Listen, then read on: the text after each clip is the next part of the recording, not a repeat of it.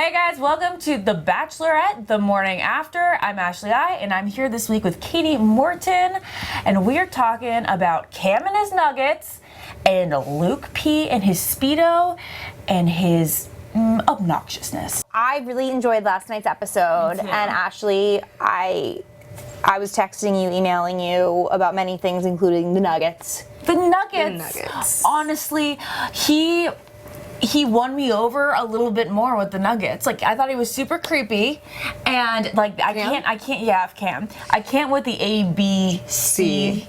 I always be Cam. I can't do that. That docks roses for me. Yeah. But I mean, if a guy presented honey mustard in a ring box for me, I would have to say, you can stay this week. You? I would have to say, is that ChickfilA or McDonald's? But I would say yes to either. I would say yes to either. So we had Hannah on Access Live this morning, and she said the nuggets are going to continue to be a running joke throughout the season because she loves them so much that Crafty would put them at every cocktail. Specifically, McDonald's chicken nuggets? Well, I was about she's to ask obsessed with that. Chick-fil-A. Oh, okay. Oh.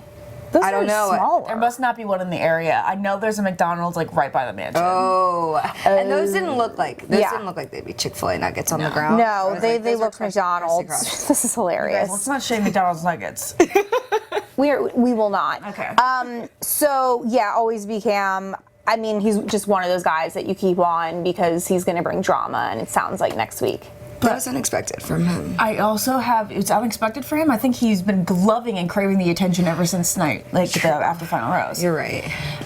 You guys, his move with crashing the second date was actually, to me, not as villainous a move as they made it seem. I think he can't get away with it because he's a little bit neurotic and he's not like super smooth.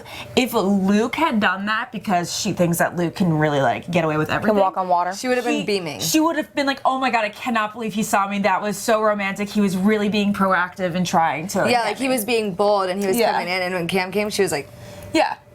Are we really doing this? So I would have vomited if Luke did that, but Jed, right? Like, but if Jed did it, if Jed would have crashed the date, he could do no wrong in my book. Amen, sister. So Jed would crash it with his pants off. He would what? Remember how he said, I'll go back in with my pants off? Pants off. Jed, crash the date with your pants off.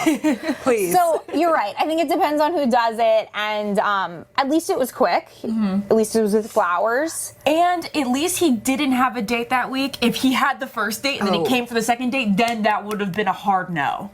That would have been a hard no. Yeah. But like, guys, we gotta talk about Luke P. I'm over him. Have you ever had someone say they were falling in love with you after 2 days?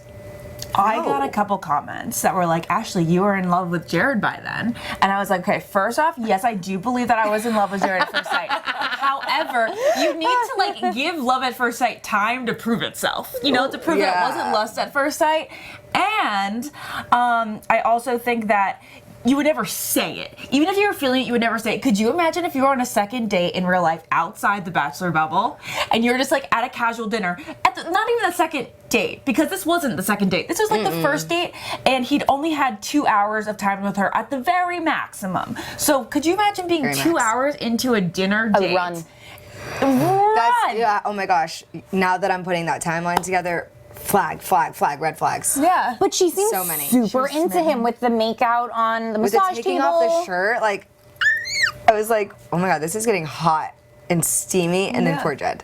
I know. Did the producers send Jed in there? Well, a little inside info from the Almost Famous podcast. You're going to have to listen to it more to get the scoop, but we do an in-depth episode with Hannah. It'll be released this week, and she does say that scene really set her off. My theory is that was one of the reasons she was crying going into the rose ceremony, because I think she just felt violated. No. Yeah. No. No? Like, That happened. Didn't she cry, get emotional before that happened? No. Sorry, y'all. Okay. No, because there was also a scene with Luke preceding the rose ceremony. Oh, I see what you're saying. Because it was like Luke in Jed run-in, and then there was the rose ceremony in which she like was a little bit upset, and then she still had an ending scene with Luke. Yeah, Oh, yeah. weird. Oh, I know. That ending's, oh gosh, there's so much. She There's so much with turns her Luke. back to the camera, though. Maybe because there was just producers staring at her making out. And again, seemed super into him. And I'm like, he is coming on way too strong. It's weird because it's like, whoa, I can't imagine last season having, that's a lot of time he's getting. He's getting so much. I can't imagine being that bold to be like, you know what, I'm just going to interrupt his interview. Forget what he has to say in there. I'm going in. I just want to sit and chat. Like, I would have been... Her interview? Or if I had gone in last season with Colton, that would have been weird to interrupt someone's interview. So for him to just like feel like, you know what, I'm going to be bold, I'm going to interrupt her interview. Like those interviews I feel like are so late and they're like trying to get them done and trying to get to sleep. Also, Hannah really looks at her interview time, another thing she talks about in the podcast, she thinks of it as like very sacred time. Like she loves the therapy of it. Mm-hmm. So she looks forward to her interviews. It's her private time. It's her alone time. It's her way to like just vent. So it's actually surprising that she didn't have an issue with that. Yeah. Yeah, that's a good point. She had her little fur blanket and her champagne. Yeah. And she was like super into it. I also want to say that maybe she wasn't feeling, I used the word violated earlier. I don't want to use the word violated because she did make the choice to unbutton his shirt. Oh, yeah. And she knows that somebody can walk in at any time. So I think she was caught off guard. It's like she knows that, but I feel like she felt protected for some reason. She felt protected? Like felt protected, like they wouldn't let anyone come in. Oh, well, that's really naive. I mean, she's opening it up to that possibility, especially like getting all dirty. It's perfect time for somebody to interrupt, and especially somebody that she likes so much who already had a rose that night. That was testing him, but I feel like he did so well on that test. So well. Aced it. Like he was, I don't know, that was perfect. That was the most perfect response I've ever seen to a situation like that. He was like, I'll let you guys be. And I was like, Jed, do not sit by the fireplace like that. The way that he said, this is just really not that appealing. This is not very appealing. Yeah. It was like, I was like, you are the most appealing, Jed. It's amazing. Sing another song by the fire.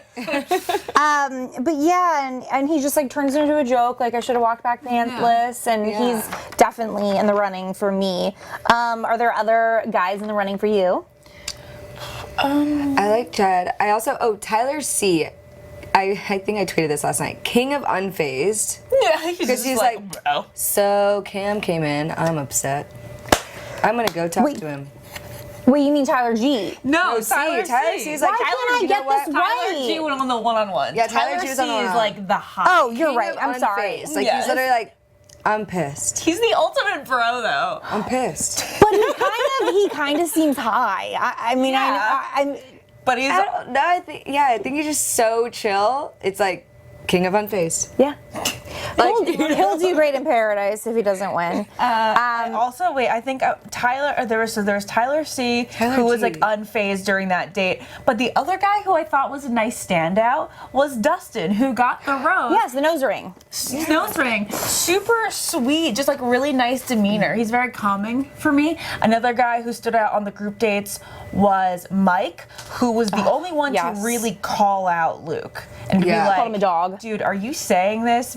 You're saying this out of competition. You're a dog. Yeah, I was like, a dog. Oh my gosh. Like, but at the same time, it was so merited, and the way he said it, everyone was like, respect. Instead of being like, calling someone a dog, it can go one of two ways, you know? Like, that could have been really bad, and everyone would be like, whoa, Mike's bold, but I feel like everyone was like, yes, you are. You are a dog. Katie, what was your most awkward cocktail party? Or after the group date? Yeah. On my season? Yeah. Oh, my most awkward cocktail party was Singapore when Demi, the cancer of the house thing. Oh, yeah. When Courtney was like, let's show of hands, who said I was a cancer of the house? And Demi basically like reverbed. She was like, me. Oh my God. And I was like, Demi is my spirit animal. I think you see me in that one like, like I was just like, oh my gosh, this is going down. That was awkward for me, but I don't know. Is that the one where Demi sat in that round booth and was like looking over at Colton kissing someone? That one was like week 2. This one was like, week 3, week 4. Yeah, there was probably a lot with Demi. Okay, so I guess we gotta talk about Tyler G's date, the one-on-one, Yeah. in which he proved to be way cuter than I thought he ever was. He looks too. like my fiance. He looks like a little bit of Jared mixed with Tim Tebow, as Hannah said. I agree. But we didn't get to learn anything about him on that date. We learned a lot about Hannah, and I did like the way that he kept asking about Hannah. But yeah, we don't know a thing about him. Yeah, I know those dates are hard, but I felt like Hannah was doing a really good job of being like, the first one-on-one is amazing. She said something like that, like, the first one-on-one's amazing. This isn't going to be easy. I just want you to show all of you because I had trouble showing all of me. I think that was her trying to get stuff out of him, but I still didn't get a lot from him. So why did producers pick him? Because the first one-on-one makes a much bigger splash and is a bigger character typically than this guy I didn't even know existed. Yeah. I can't say. I can't say either because last year it's like you knew there was something between.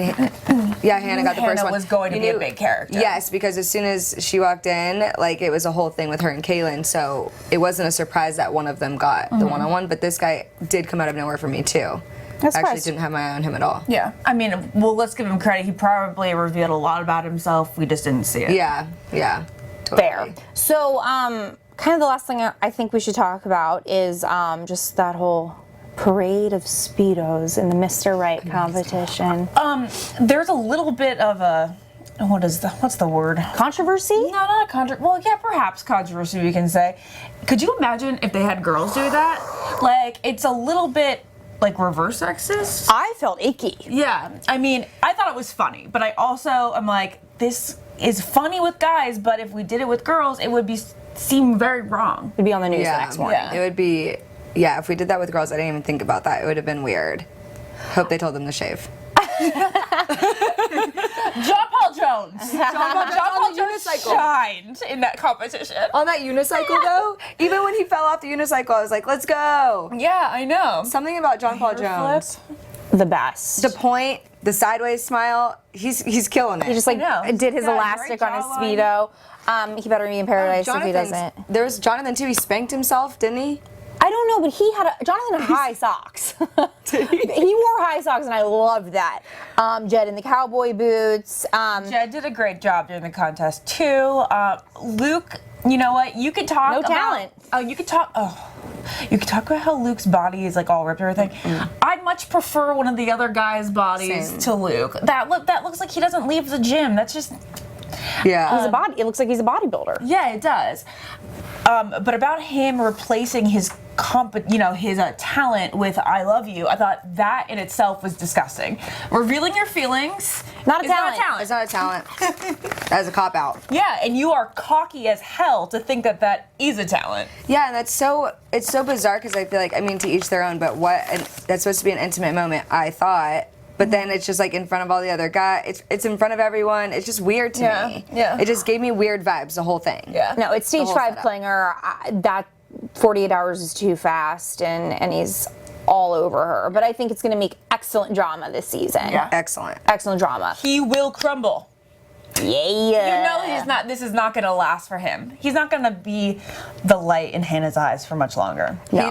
He seems like the guy that doesn't like to, well, no one likes to not be number one, but for him especially, he seems like that's what triggers him. Like if he right now, I think what gave him the guts to say that is he knows right now that in that moment that Hannah was like googly-eyed. The moment he sees Hannah maybe googly-eyed or maybe kind of shifting to someone else, he's gonna blow. Yes. They kept showing clips to Like- like when Jed was performing, especially. And then he's like, Oh triggered yeah, it's to gonna be Luke. Jed versus Luke, and I definitely can see it. could be. I mean, granted, they can take a facial expression from anything and put it next to the Jed performance. That was foreboding. But I think it was foreboding, and I think that it's always funny to place it with the person. Yeah, they just kept showing like slight triggers from Luke, like panic a little bit, but he's like, no, don't panic, you got this, and like later he's gonna be like, panic. Yeah. And it's gonna And blow. I also I could see Luke being extremely controlling and manipulative of Hannah, and she is all goodness. about this female empowerment, independent,